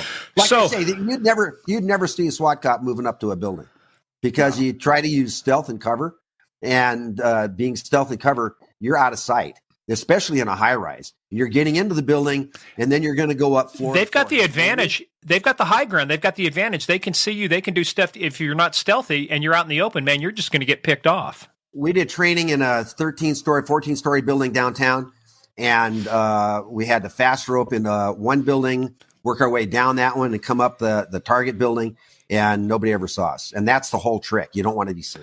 Well, that's because you hit the wrong building, Rick. That's why nobody saw you. We're in the wrong building. Oh, shit. Let's go back. Now that's when you want All the right, FBI guys. to be there, and you say, "Here, it's yours." Oh, I know. We're having fun. Hey, to Michelle Hewlett, hey, thanks for joining us. We understand you got to get up at 3 a.m., but thanks for joining us tonight. Oh, you got to get, okay, so you got 3 a.m. That doesn't, 3 a.m. what, Eastern time? Are you Australian? I mean, we got to narrow this down here. Give us some context, Michelle. Then we'll feel sorry for you. But until then, stay with us because there's good stuff at the very end. We're getting to it. We're getting close here. Jackie, thank you very much. Keep telling these two knuckleheads, and I'll be back. Oh yeah, Go. we got some more stuff coming. So anyway, the other thing too is when all of this happens, and of course they wound the officers. He doesn't want to kill them. Hans wants to wound them. Then the SWAT commander goes, send in the car, and it's like this, da da da, the C parts. Did you guys? I know you guys had armored. You had APCs, their version of armored vehicles. But I thought you had one with the big ass long arm that said "Have a nice day" on the front of it. Did you guys actually have one that was shown in the movie like that? No, we only had it back at that time in 1988 when that was filmed. We only had the one, and that was we call it the battering ram. You take the ram. We only used the ram. We were going through a door and take that off. It was actually a Vietnam personnel carrier that we were able to get and work to our needs. The other thing that you're talking about, the negotiations, a deputy chief would never negotiate. He would never be right up against out there on the scene like that. He wants a buffer. He never wants happened. he wants plausible deniability. He doesn't want to know if something screws up because he wants to hold people accountable. We have Or she. negotiators with our team. I was actually a negotiator along with an entry person, and we take the negotiations over from patrol, and then we go ahead and negotiate it. See, Steve, Nicole is in Australia. So now that we That's have context, if you got to get up at 1 a.m., you still got it. I've been in Australia. It's still potty time, mate. Still good. It's all. That was somebody else. That was Michelle Hewlett. That was. Oh, Michelle Hewlett? Oh, But Nicole, I said, now Cole, we're going to have to do something on undercover work now because she's doing a great undercover. They think she's in a Teams meeting. yeah, she's in a Teams meeting. It's 1 p.m. in Australia. That's right. That's right. I love Miles. He's been down there a few times. Always had fun. Anyway, Oh yeah. here's the first instance of the use of an IED in a movie that I know of. Was that because what he did was James and Alexander. Now they head down with the missile launcher because they're obviously gonna blow up the car now that they see the car coming in. Missile launcher. The missile launcher. But John he's got that bag. Remember the bag had C4 in there, and he's got a couple detonators. He takes that around a computer monitor, ties it together around the chair, opens the elevator shaft, and then miraculously the chair only falls as far as the fourth floor, exactly with where is what is the missile launcher, right? Mm-hmm. That is one hell of an explosion, man. And I kind of get it, but I'm trying to go, how do you set off? Maybe it's the electrical charge inside the old, what they called cathode ray tube that would charge but that's a lot of fucking engineering for, 30 seconds that you're trying to think, oh, let me just drop this chair off with C4 and it'll blow out the whole floor. But anyway, two more tangos down. He takes out. You mean in real life that wouldn't happen? Oh, well, guess not. Let's see. John Crates, yeah, so he takes out James and Alexander. So by this time, we have 5 tangos down. James and Alexander are down. So now here's the fun part, too. Harry Ellis, the coke-sniffing douche nugget moron, he wants to negotiate with Hans. Ken Davis, awesome podcast. Well, Dan, we're just going to put that up there because we think it's an awesome podcast, too. So we're going to leave it there for a minute. Just to remind everybody, it is an awesome podcast with awesome guests like Rick. Sherry's going to be on next week, the same one who sent us Harry and David. So this is all cool. This is cool stuff. Anyway, but so Hans wants to negotiate. You already know this is going to go bad, right? Because Ellis is the biggest douche nugget. He just reminds you of those typical slimy, help me, help me help you. What do I have to do to put you in a car today, ma'am? Just. I know. When he got killed, nobody cried. Well, you just gave it away, Murph. I was trying to build drama.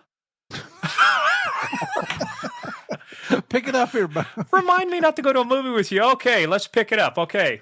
And that's what Ellis says. I know you're here for a hostile takeover. I get it. He tries to negotiate with him.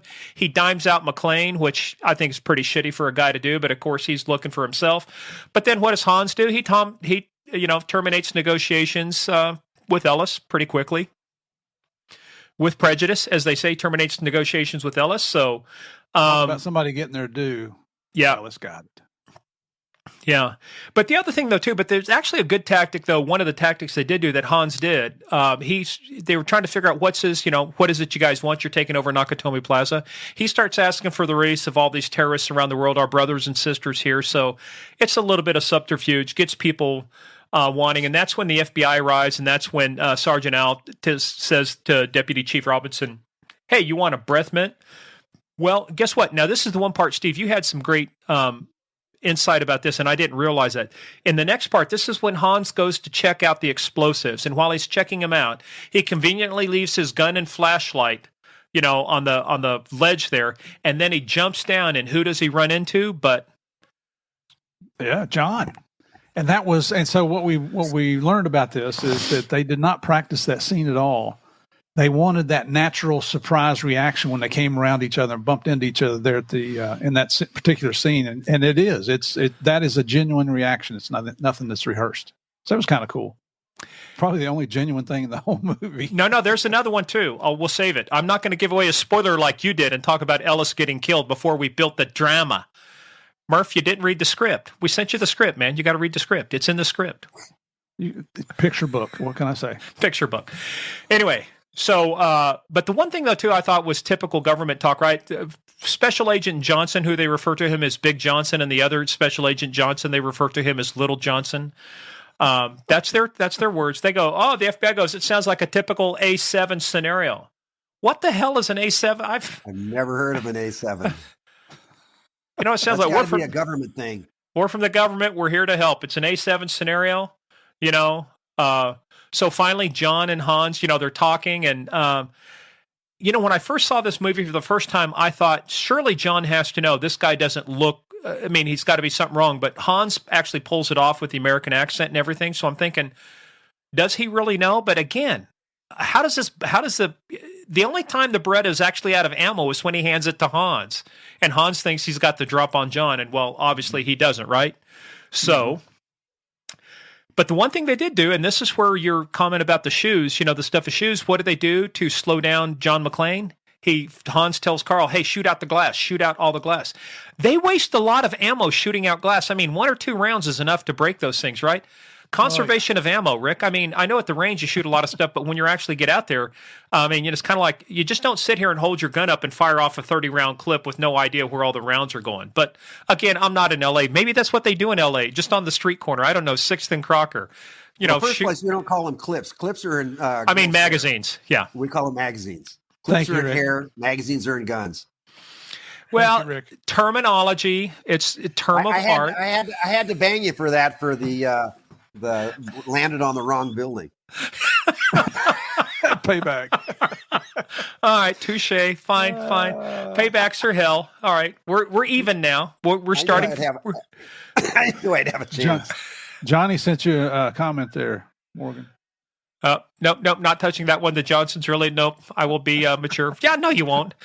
Why be mature? We're not. Yeah, the Johnson brothers. Yes. Special agent. I said, I'm Big Johnson. This is what they said, not me. I'm just repeating what I heard. So guess what now? As we start finding out, finally Hans gets to recover all the detonators now. McLean is, they've got them back. Now we start finding out why Sergeant Al was off the street. He's a desk sergeant. But why would a desk sergeant hop in a vehicle and go out and get Twinkies? Rick, can you answer that burning question? No, they go out, desk sergeants, watch commanders, they'll go out for food, for anything. When an incident happens, they'll go out to the incident to see what's going on. Okay. He got thrown in the middle of it at the beginning. I mean, very beginning. Okay. Mm-hmm. Well, we find out now. We start finding out Hans's evil plan because he understands now to get into the vault of Nakatomi Plaza where there's $640 million of bearer bonds. You got to shut down the power because the electromagnetic lock can be circumvented if somebody shuts off the grid. So they shut down the grid. The vault opens up. And there's all these bearer bonds, and people go, what's with bearer bonds? Technically, by 1988, they were kind of illegal. People figured out they were dodged. But if you used to hold a bearer bond, you had to. The fact that you were in possession of them was enough to prove that you owned them. You didn't have to prove anything else. Yeah. I don't know. Did you guys have any dope cases with bearer bonds or anything like that? Not that I'm aware of. All right. Right, but here's the part though. I thought this is one of the most unbelievable parts, but I know it's total Hollywood, right? What is the most safest way to take a sniper shot, Rick? That's with a sniper rifle, 7.62 round, in a Huey helicopter that is maneuvering and banking at high speeds, right? I noticed that. We do have our snipers. They are able to take shots on pods, on benches. They sit out on the pods and they, but I tell you what, they're stationary. I mean, the helicopter's stationary when they're taking that shot, and they're accurate. Actually, there was a call up where they took a suspect out because he had high ground shooting at police in the neighborhood. But and that wasn't too long ago. It was a couple of years ago. But yeah, not banking like in the movie. No, I mean, if you have a cruiser, if you have an M60, which they had on that Huey gunship, I mean, those things you far from there because that one you're just spraying lead. You're just covering an area that's cover fire, right? But if you're wanting to take some out, hey, Steve, wasn't it Alex Collins? I think it was episode 23. Didn't he talk about, maybe we talked a little bit about that chase? Was there one of them where they had guys in a helicopter that were actually firing at one of the guys they were chasing? No. Not that I recall, not on Alex's case. Okay, maybe not. Okay, we had a similar one too, Rick. We were talking about that. I can't remember with somebody, but they're talking about they actually had some sheriff's officers in a helicopter were taking shots at a guy. Anyway, let us go back. Wait. So look at Ken Davis here. He's never seen the movie. Come on, Ken. This is the best Christmas movie ever made. This is classic. Ken, what? And he's got a picture of the Mandalorian on there. Look, if you're going to be related to Pedro Pascal, who played Javier Pena in the movie Narcos, Boyd Holbrook played Steve. Steve's on the podcast. See, I've already connected us. We're connected now by 3 degrees of separation. You got to watch the damn movie. You notice how I did that just very artfully and slickly? It just was. And Nicole's giving him instructions as well. That's right. Well, he's a man. He needs instructions. Don't we all? Anyway, we are getting towards the end right now. So the FBI goes airborne. Now, the one thing I thought too, typical of a slimy reporter, because everybody gets the stereotype, the reporter Thornburg was the slimy guy.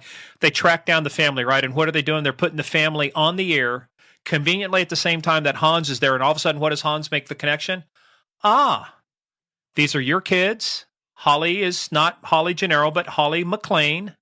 Mm-hmm. And now they start figuring out who John McLean is, right? So, however, though, while that's going on, this is the other thing too in Hollywood. If I had the chance, if you're really after a bad guy or the bad guy's after you and they're going to take you out, take the shot, right? Don't draw it out like James Bond films. James Bond never dies. You know why? Because Goldfinger always says, do you expect me to talk, Goldfinger? No, Bond, I expect you to die. And then they run off and they leave him with the laser getting ready to cut him in two, and nobody knows if it actually happens or not. So Carl's got the chance to take John McClane out. He's got the star AUG up against him. He should have taken the shot, but he doesn't. He gets into a fight, and guess what happens? He gets choked out with the chain. John wins that battle. John chokes him out with the, or we think he gets choked out with the chain, right? This is one guy that is tough to kill. This is the movie was Die Hard was also named after Carl. Carl was tough to kill. Carl, you just didn't take him out, right? So now they got all the hostages on the roof. John's fighting Carl. He's got the chain wrapped around him. And then, when they start moving him onto the roof, now John takes out Yuli, who was the Asian guy, big Fu Manchu mustache, eating the candy bar. I thought it was kind of a lighthearted moment. He's down there, when the guys are breaking in, he sees the candy bar. So that's 8 tangos down now. So he's got 8 tangos down. Well, now the M60 gunner on the Huey starts shooting at John on the roof, right? So that's the thing you do, right? You take a helicopter with an automatic weapon and you start shooting at people, which 99.9% of the people on the roof are, guess what? Civilians. They're innocents, right? Makes perfect sense, doesn't it, Steve? Oh, yeah. Yeah, it kind of fits in with all the rest of the things we've been talking about. Yeah. Oh, by the way, there's a nice one from Michelle. Yeah, all the bad guys movie look like just stepped off the cover of a romance novel, have to be hard to kill. Yeah, because they're good looking. The ugly ones die first. That's what always happens, right? Oh, by the way, Nicole, great. Here's a God, I love you guys. Oh. Heart emoji. Okay. Yeah, thank you. We love you too. This is fun. It's the square jaw made of steel, right? So they take them all to the roof, right? John takes out Yuli. John jumps off the roof. He's almost taken out by the fire hose he uses to try and escape. But this is one of the funniest ones, though, too. The only brilliant thing I thought Deputy Chief Dwayne T. Johnson said was, remember after they blew the roof and the helicopter with the FBI agents in there, it all gets blown up, too? He goes, oh, we're going to need some more FBI guys, I guess. That was funny. But this is where the good stuff ends. This is coming to the end, right? Because what Argyle becomes our hero now. What does he see, Steve? He sees what you did not see in the first scene, which is there is an ambulance hidden in the back of that truck, which, by the way, is very clever, right? Because one of the things when all that happens, you've got ambulances coming in and out. And are you really going to stop every ambulance coming in and out? Probably not. But let me tell you, that is actually what, serious side for a second, that's actually what happened in some terrorist attacks to where they've had them over in Israel, they've had them over in Palestine or some places like that. You have a bombing or a shooting or something, and then somebody comes in and guess what? They're driving an ambulance, and guess what? It's not an ambulance. It's a VBIED. And so you've got, so there are some real serious issues with making sure you know which one or the who are the right first responders in this, right? So explain that acronym you just threw it there. VBIED. Oh, VBD, Vehicle-Borne Improvised Explosive Device. So, yeah, an IED is, just an IED. It's once that we lost a lot of soldiers to IED, and then if you put it in a car, they call it a vehicle-borne IED. So John, so the other thing too is, so that's what I thought was cool. He smashes him with the limo pretty hard, right? But then again, the limo survives because it's driven away later, right? So there you go, Hollywood again, right? But he has to follow up. He has to get out of the limo and follow up. And he does, and he punches Theo out. Now Theo is just knocked out. See, I don't think Theo gets, because John ambushes Christoph right when they're coming in that room. He's got him held hostage, so he punches him or gets him with the elbow, and he drops all of those bearer bonds. So I think he is still, was that for me there, Rick? Oh, that's something to take a look at later. Hostage. Oh, yeah. The FBI acted way too happy to take out 25%. One thing about the FBI on this, if SWAT, if we're on it, we don't give it to the FBI. We actually had a call up in which a hostage, a suspect took over the Mexican consulate in Wilshire area, and we had hostages. And FBI came out, and we wouldn't give it up to them. It was ours. Our thought process is, if it's in the city of Los Angeles, we handle it. Period. Nice. Yeah, but quite frankly, though, too, that was very cavalier. That would not, in real life, people don't go, well, 25% collateral damage is acceptable. Nobody says that. Trust me. No, not at all. No. Not at all. One Plus, that guy, he's flying around there. Yeehaw! Reminds me of Saigon. Good grief. Yeah. Oh, a little bit too gun happy. Yeah, you would have been taking it away from him. So now we're down at the end. So Hans is holding Holly hostage, right? But one of the things that was foreshadowed again, right? We saw Bruce. The other thing too is he takes the rounds out. He's only got 2 rounds left now, right? The magic gun is down to 2 rounds now, and you see tape there. So we already know what he's doing. He's taped the gun to his back. Right. So, well, okay. So, how the hell do you get your hands back there and tape that on? I saw that. I can't even scratch my back. I'm sitting there. If I try and do that, man, I throw my spine out for 3 days. Yeah. But that's what it comes down to, right? We think that's the final scene. Everybody's thinking that is the final scene, right? Because they think everybody else is dead or incapacitated. So, John shoots Hans, which he starts staggering back. Eddie starts to go for his gun, which is hanging over the cot. One right through the forehead, which I'm going, damn, that's some fine. After all of that, you can still shoot somebody through the forehead. That is one magic gun, man.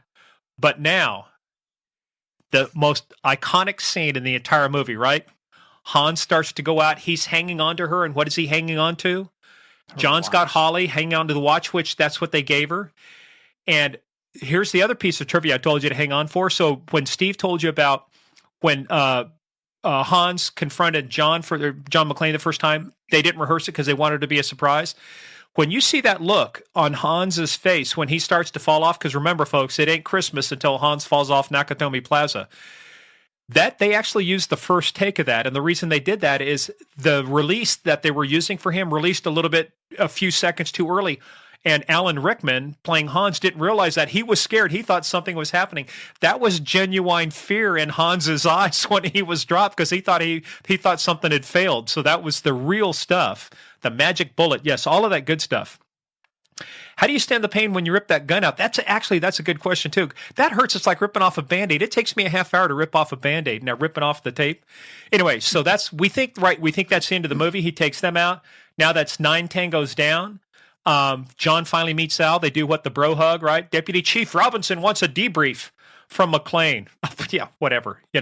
He's a New York cop. Final scene, though. We think, who's the person that comes back from the dead that we think is dead? Carl. What does Carl have with him in the body bag? I don't know. I don't remember this one. The Steyr.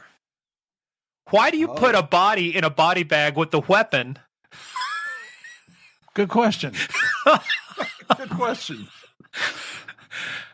Must be an LAPD maneuver. That must be the A47 Code 3 maneuver where you put people in a body bag with their weapon just in case they wake up and have to defend themselves in the zombie apocalypse. You never know. That's a good point. But then as that scene continues, I didn't realize that LAPD had a rule that when one officer pulls his weapon, everybody else lays down on the ground and ducks. All those cops out there, and Al's the only one who pulled the gun out. Well, Michelle was right. Again, it's in the script. Why do you do that? So you can use it in the third act, silly. Actually, I think it was there you go. Chekhov actually said, don't show a gun in the first act unless you're going to use it in the third act, right? I mean, never show anything that you're not going to use. That's one of the standards of playwriting and writing a book. So he might need it in the afterlife. Anyway, so what happens? Al gets over his fear because he shot a kid accidentally, pumps 5 rounds into this guy with his Smith & Wesson Model 15. The only gun in the movie that did not have magic bullets in it. He shot 5 of his 6 rounds. It's the only one that stuck to the physics of the weapon and shot it. And then guess what happens? Argyle crashes the gate into the limo, comes out, and then the final piece of justice, what does Holly do to the reporter? I just love that part.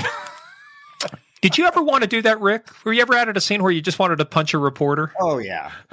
You know what? I'm throwing things at my TV right now because of reporters. I've gone through I don't know how many TVs. Let me ask you this, Rick. So if you were Al and you just fired 5 rounds from a 6-shot revolver, would you holster? No, I know you wouldn't. You reload. You bet. Damn, get cover and then reload. Yeah, that'd be a speedy loader. Yeah, absolutely. Ken, I don't know if you speak Navajo, but if you do, that's amazing. I can't even pronounce it. Ya'ade Keshmish in Navajo translation. Merry Christmas. He's downloading the movie now, so Ken is going to watch the movie. We have made a convert. Greatest Christmas movie. ever, right? So the final line I thought was really good, and it's Argyle. This brings this to a close. He goes, man, if this is your idea of Christmas, I got to be there for New Year's. So That's the truth. Man. That's the truth. So, hey, last bonus thing, Rick, you're going to be involved in this too. So I played a trick on everybody using Die Hard because I thought, really, could I make people fall for a joke using Die Hard as the premise? So here's what I did. You guys, this is the bonus part too. So when you write stuff in the intelligence community, stuff, classified cables, you have headers. And I intentionally jacked up some of these headers because I didn't want people to think it was legit, but a lot of people didn't pick it up. Well, that stands for, at the top, if you look across it, that's military time group. It's called the military date and time group. Top secret, sensitive, compartmentalized information, communications intelligence, talent keyhole, which is satellites and stuff, and then Five Eyes. That's U.S., Canada, Australia, New Zealand, and the U.K. So I said, guys, I'm getting some chatter. I mean, some stuff going on. And I'm putting this into the Peloton Military Vets Group. We got operators in there, special forces people. I thought people were going to call me out. So basically the body is top secrets, possible activity isolated to Western states, unsubs time 12, maybe an operational status. Electronic intelligence intercepts indicate imminent actions on unknown objective. It's basically, so it's unevaluated intelligence. So now I thought that they were going to call me out on that, but they didn't. So guess what? So I went to the next one. Here we go. Update number 2, right? Top secret, no foreign means no foreign nationals. You can't communicate that to foreign nationals. Top secret. This is where VBIED came from, Steve, and I got called out for it. Finally, you caught me on an acronym that I didn't call out. Intercepted comms indicate unsubs, which are unknown subjects. Unsubs are attempting to steal a commercial vehicle of unknown type, unable to narrow area of interest, believed to be targeting California, Nevada, Arizona, that area there. Again, so unclassified intelligence. So I said, So I got people up there. I got people messaging me going, no shit, I'm over in Brain. Is this real? Do I got to stay up for this? I'm going, look, all I can tell you is what I'm getting. So number 3, credible information has been developed that indicates California or Nevada is a potential target for terrorist activity. Several reports of stolen commercial vehicles being tracked. So what do I do? Final 2 ones, right? Guess what? That Pacific Courier, I thought people would get it. I put a picture of the Pacific Courier truck up there. Bolo, be on the lookout for, right? It has now been confirmed a large commercial vehicle from Pacific Courier is in the possession of the unsubs. Intel indicates Las Vegas or Los Angeles is the intended target. They still didn't do it, so I put the 5th one. Oh, actually, I'm sorry, 5th one here. Evaluate with high confidence. Yeah, evaluated with high confidence. Here we go. 5th one, here it is. Alert, shots fired. Automatic gunfire been detected at Nakatomi Plaza. If you actually search for this on the web, if you go to WSMH19.com, they actually have a link that will still take you to an article to today that still has that on there. So, oh man. Anyway, shortly after that, wow. You were looking for a job, weren't you? No, I was just having fun. So anyway, hey folks, we kind of went long on this, but that's okay because we were throwing in a lot of stuff. But we want to, first of all, we're coming to the end here. So who do we want to thank? We want to thank our special guests, but we cannot end this, right, without this first, right? Best scene of the whole movie. There's Hans Gruber. There you go. It ain't Christmas, right, till Hans falls off of Nakatomi Plaza. All right. So, hey, Rick, man, thank you for hanging in there. This is our Smurf didn't even know it was a surprise, or he didn't know what was going on. It was a surprise. Hey, absolutely. My pleasure, guys. No, it's great to be on, and thank you very much. Merry Christmas. Happy New Year to everybody. Yeah, well, and everybody, you guys too. Everybody, Rick, we're just going to be finished here. We're just doing our promo. So anytime you want to punch out Rick, but do that. But hey, man, thank you for your service. Thank you for being on the podcast. Merry Christmas to you. Take care. And guys, if you ever get out Merry in Christmas, LA, brother. if you ever got in LA, make sure you make a movie worthy of the Oscars because Rick will be cooking for the Oscars. Hopefully, will they be doing it this year? Yeah, they're doing it. All right. They're actually going to hold it. All right. What are you going to make? Do you know what you're going to make already? I have no idea what's on the menu yet. All right. We'll have to do a special from the Oscars. We want to do a live stream from the Oscars. We'll put a helmet cam on you and you can talk with us while you're making and talking to Wolfgang Puck. Okay. Hey guys, take care. All right. Rick, thanks, buddy, man. Merry Christmas, pal. Later. For all the great messages coming across here. Thank you guys very much for your support. Merry Christmas to all of you. We got any final words of wisdom here? We never have words of wisdom. Oh, yeah, we do. We actually have final words of wisdom right here. Guess what, folks? Patreon.com/Game of Crimes. If you want to join the fun, if you want to come in there with us, why? Why do you want to join Game of Crimes? Because we do fun stuff like this. We, let me see, where did fun stuff like, there we go. 12-part series on Pablo Escobar. Spoiler alert, he dies. Right, Steve? Yes, he did. Yes, he did. We do our monthly Q&A. Frederick Nicolosi, guys like that. Michelle, all of you guys out there always put a lot of comments in there for us, a lot of questions. We take everybody's comments and questions. We do case of the month, like we said. I just did mine. Murph's got his coming up for January. Monthly live stream, random surprise. Actually, our random surprise, we're going to record actually tomorrow. And we're going to do it on the shit show that has been the parole system that has allowed convicted killers, convicted cop killers, convicted murderers out on parole that should have never been out, right? So we're going to talk about some of those cases, our monthly Bozness video. And like I said, we got 51 videos and counting. So how do you find us? You simply go right here, patreon.com/Game of Crimes. Hey, too, Michelle brought up a good point. We didn't do the Narc-O-Meter score. Yeah, we don't have to do a Narc-O-Meter score. We already said it was the greatest Christmas movie of all time. You get 10 and 10? Well, but actually, I will tell you, though, if we were to break it up into our accuracy, authenticity, and believability, it's irrelevant because it still scores a 15 on the scale of 1 to 10. But you know what? But accuracy, thanks for having Rick on here. We found out, I would say accuracy was probably what? 30%, I would say. I'd give it 3 kilos for accuracy because, but authenticity, I mean, McLean actually acted like a New York cop, had the right attitude. I had a good buddy of mine, Tommy Joyce, actually, we're going to get him on a podcast too. He used to be a lieutenant with NYPD Cold Case Squad. Got the right New York attitude and stuff. But believability, no. I mean, of course there would be terrorist attacks, but does it matter? No, it's the greatest Christmas movie of all time. It gets a 15. It gets a 15. That's right. And you know what? Maybe the next show we'll bring Dominic Polifrone on and see what he says about all this New York stuff. Oh, yeah. Oh, my God. Oh. We might have to censor his comments a little bit. Ken Ward Davis. And then, Nicole. She'll be a Patreon. Yes. We love our Patreon folks. Hey, guys, but we love doing this, too. This is the reason we wanted to do it and give it away for free. We just want you guys to know we put a lot of work into this. We have a lot of fun. We make lots of notes. We bring interesting guests like on this. So this is all fun. We want to close out by saying thank you guys very much to all of you who are on Patreon. We want to say thank you very much. We want to wish you a Merry Christmas. To those of you thinking about joining Patreon, guys, you won't be disappointed. We've got great content. We promise you'll always get more than what you pay for. And we'll always have interesting stuff to talk about, even with Murph on there. It's still interesting sometimes. Well, you got to have one adult in the crowd, and we know it's not Morgan. But I'm the only one that came dressed appropriately. Hey, I got a red shirt on. What the hell you want? That's not red. That's burnt orange. That's Elf on the Shelf. He's a spy. It says Christmas there. Come home for the holidays. Looks like Krusty. Looks like Krusty. Krusty must be from West Virginia.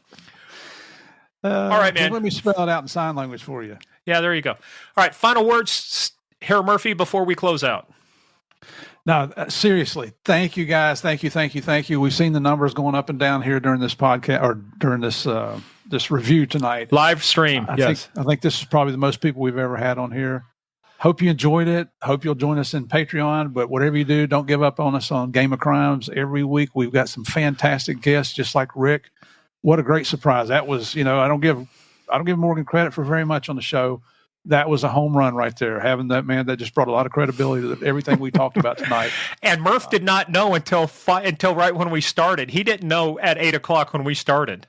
Yeah, I didn't know until he finally got light on his face who we were talking to. That's like having Dominic on. We couldn't get him up on the screen either. And I know Sherry was on here a little bit, guys. You got to listen next week. Steve, give him the 30 seconds on Sherry, and then we're going to end tonight. Oh, Sherry's fantastic. One of my best friends, her and her husband, both retired police officers. Unbelievable for a Georgia girl that has done extremely well. Just wanted to help people. She's done overseas tours. She speaks fluent Spanish, has a little bit of a Georgia accent to it, but that's fine. Not a little bit. But she has the greatest sense of humor. And wait till you hear what she's doing now. when she told us her story, you might want to have some tissues there because the first part of her story I didn't know about, and she is very raw and very honest with us. So you got to tune into this next one. It's going to be fantastic. Love you, Sherry. Yeah, and if you want to see somebody who's overcome adversity, made choices in life, was not a victim of choices, but a victor, and this is something she'll talk about, you got to listen to episode 29 coming out with Sherry Foster. Okay. By the way, Alex, yes, Alex, he can attest to it. It's Warden of the Throne level, but Warden of the North, that would be a ripoff of Game of Thrones if we did that, and we haven't ripped off a single thing from Game of Thrones, have we, Steve? Not at all. Not at all. Our throne is authentic. It came from Molly Dale down in New Zealand, one of our very, very good friends. That's right. And she's a dog fan. Thanks, Go guys. Dogs. Go Dogs. Go Dogs. Okay. All right, everybody. Hey, guys, thank you, everybody who's stayed in there. This is us signing off. We will see you. Hey, we'll be on the page. Podcast is coming out. Tricia Cannon's episode is coming out tomorrow, part 2 of her 3-year investigation on the sex trafficker. You got to listen to that. That's an awesome podcast. Sherry's coming out Monday. And then we've got some surprises for you coming out for the new year as well. And make sure you get your action figure, which is replicates in real life the hand action there. Beverly said this is the last one that was available. You wouldn't believe if she paid for this. I don't want to know. Okay, guys. Merry We've Christmas, had fun. everyone. Merry Christmas, everybody. We will see you later.